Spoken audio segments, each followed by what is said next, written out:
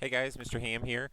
Just wanted to talk to you today about some of the ancient up to this time period history of Japan and Korea because those two countries will start to become more and more involved in world politics, and we want you to have a little bit of background on kind of who they are, where they came from, and kind of what's going on in these countries up until this point that makes them behave the way that we're going to talk about them behaving in the upcoming days and really units. So let's get started and let's talk first about Japan. So, where is Japan? Well, Japan is in Asia, for those of you that might not know. It is an island nation right off the coast of China and Korea here. So it's this red right here. So it's pretty far removed from what we've been talking about. We've been talking primarily about Europe and, of course, the New World, parts of Africa, the Middle East. Japan is kind of isolated from all of this, and it shows in history as well because they're one of the last few areas really to um, maintain really heavy contact with Europe and the rest of what's going on in the world. So, what's happening with Japan? A few fast facts here just about kind of Japanese culture and what's going on in Japan. First off, the writing system is borrowed from China and it's been modified over the centuries. This is going to be a common theme we'll see a lot. In Asia, especially, China has a huge amount of control and influence on other nations, including both Japan and Korea. So a lot of Chinese culture ends up kind of finding its way over to Japan, finding its way over to Korea, and then changing over the centuries to fit more of our modern definitions of what these countries look like. So writing system is one of the first ones, and of course it's very different today, but it all has kind of similar roots. For centuries, Japan has had an emperor. There is technically still an emperor of Japan today, much like there is a ruling family in England. There is still an emperor today. Holds no power, but for centuries, they did hold a lot of power. They were the most powerful people in Japan, and they had kind of complete control over the country. And they were absolute rulers for a very long time until a certain time period. We're going to get more into that today. They ruled from what was called the chrysanthemum throne. So this yellow flower over here is the symbol of the Japanese emperor, this chrysanthemum here. The primary religion in Japan is Shinto. So Shinto is an interesting religion. It is not necessarily a religion where there is like a single god. It is more of a relationship with nature and observing these rituals and things like that. Buddhism is also very heavily practiced in Japan as well. It comes in a pretty close second to Shinto in the country. Okay, let's dig in a little bit to Japanese history. So we're going to go way back in time. So 13,000 BC to start us off here. Just for a brief overview, up until about 300 BC. So about the time period of the early Romans and things like this. And during this time period, the Japanese were hunter-gatherers. Not much was happening as far as culturally in Japan. They were hunter-gatherers. They would travel and everything like that. They were well known for their pottery. So if you ever want to look it up, it is really interesting. It's called the Jomon, Jomon period, and they have some really interesting pottery, and especially if you think about this being thousands of years old, it's really kind of cool to look at this.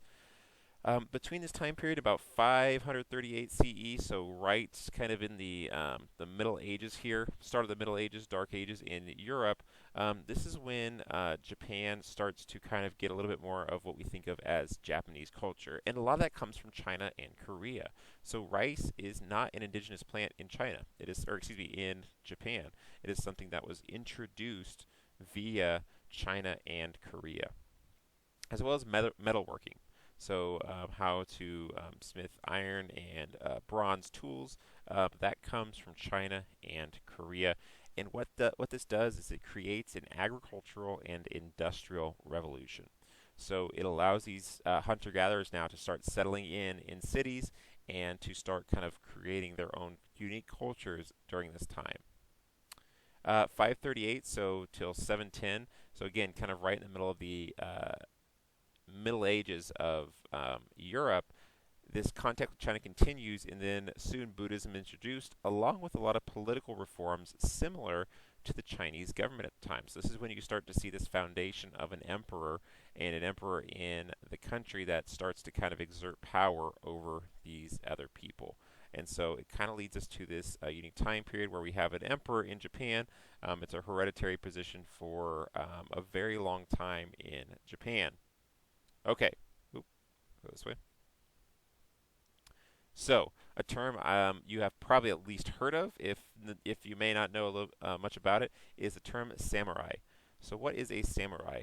Um, Samurais were part of these warrior clans. So, there are warrior clans kind of throughout Japan at this time. So, if you want to think of it like the city-states of Italy or ancient Egypt, each of these clans would control a little bit of territory, a few cities and towns and everything like that, and they would compete with one another. They would go to war, they would have alliances, and they would kind of jockey back and forth for power, but the emperor always had ultimate control. So the emperor is always kind of in charge and at the top of that food chain, but you would have these clans that would kind of battle for each other and kind of fight for power within this.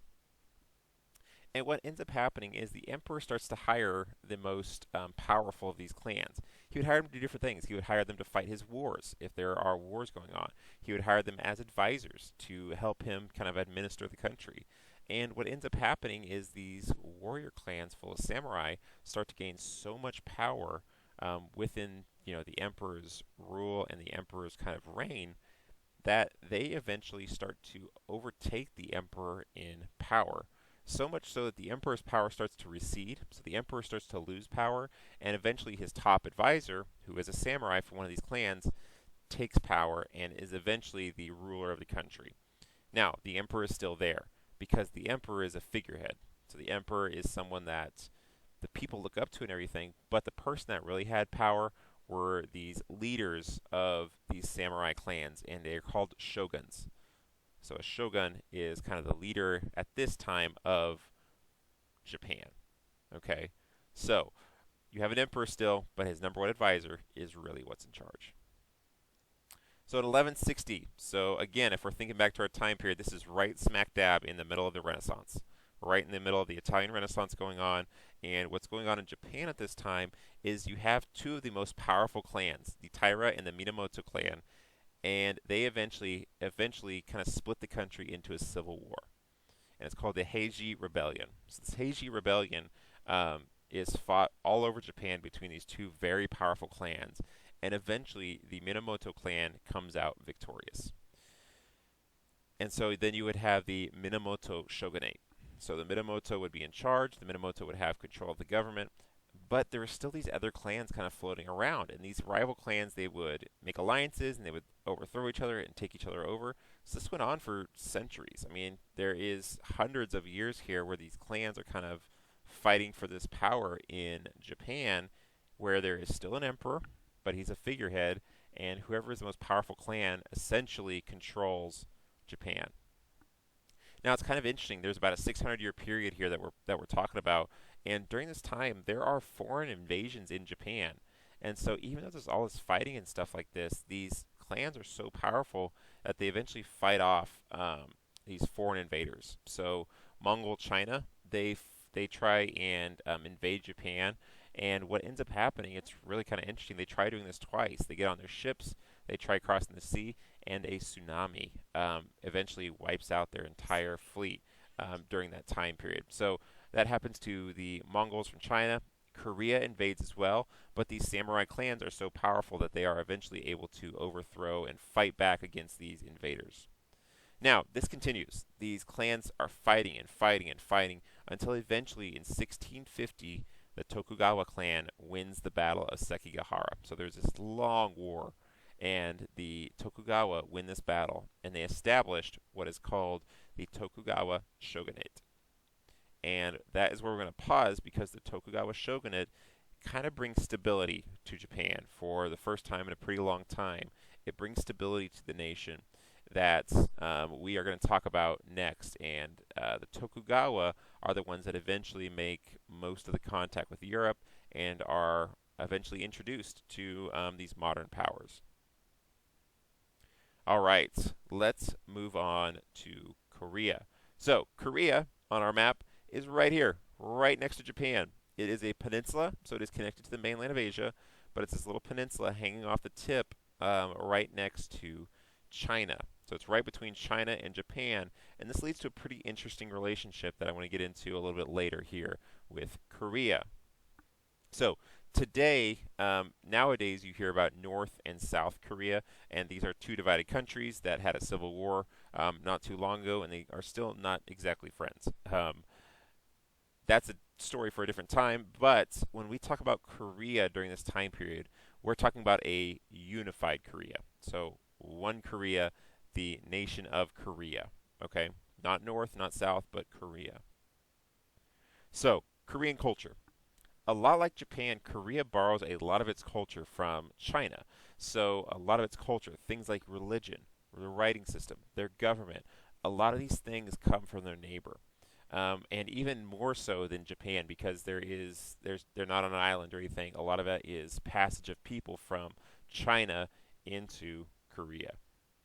And you got an example here of the language. You can see it printed out here. And it does look different, obviously, Korean and Japanese and Chinese, but you can tell some of the similarities because they all come from the same roots, that roots of Chinese. Um, One of the big things that was adopted was religion. It was first adopted was Confucianism, which is an ancient Chinese religion and philosophy based off Confucius. Then eventually Taoism and Buddhism also come from China. So Buddhism, though, is the one that really takes hold in Korea and becomes the dominant religion. So it's kind of interesting. In Korea, you will see these Buddha statues, these temples to Buddha, these Buddhist kind of markings within Korea, even today. Even today, you'll see this during this time period. Okay, so just like Japan, let's jump way back in history. So, early history within Korea was shaped by contact with China. So, again, even more so than Japan, Korea's history is shaped almost solely, not solely, but very, very heavily by its relationship with China. What went on in China kind of had aftershocks in Korea. It would come there, it would arrive there later, a little bit different. So, again, a lot like Japan, things like rice, iron, bronze were all brought to the Korean peninsula from China. They even fought wars with them, so they had this kind of weird little brother relationship where they would get a lot of things from them: rice, and iron, and bronze, like I said, religion, writing, all this kind of stuff. But they would also fight against each other as well. There were several wars fought between China and Korea, and this relationship lasts until today. And today there's a really interesting relationship between China and the Korean peninsula. Okay, the first kind of time period we're going to talk about here is the Three Kingdoms period, and this is roughly during the same time as the Roman Empire. It runs on a little bit later than the Roman Empire, but just to kind of give you some context on time period. And it's a little bit of a misnomer, the Three Kingdoms period, because there are four different states here in Korea. You can see these four different states here on the peninsula, and each of these competed with one another to become the dominant power in the Korean peninsula. So again, this is hundreds of years here where there is not a unified Korea.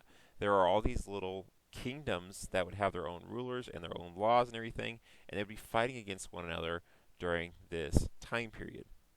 So, what eventually ends up happening, though, is one of these kingdoms, the Silla, um, eventually take power, and they take control, and they are the first dynasty to rule over the entire Korean peninsula. And they do this by allying with the Chinese. So the Tang dynasty in China at this time, they ally with them and eventually are able to take control of the entire Korean peninsula.